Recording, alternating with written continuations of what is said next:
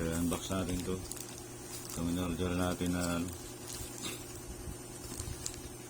neutralize indicator oil seal gasket. Tingnan natin kung original yung in-order ko. Tingnan natin kung legit talaga. Original ang in-order ko, Honda. Tingnan natin kung yun yung pinadala nila. Bukas. Original order ko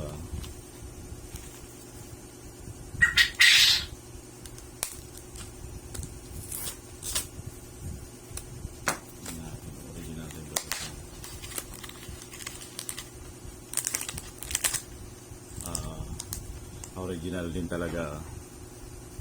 So maganda.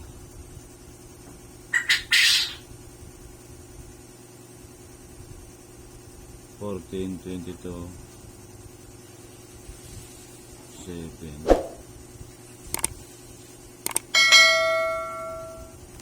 Honda rin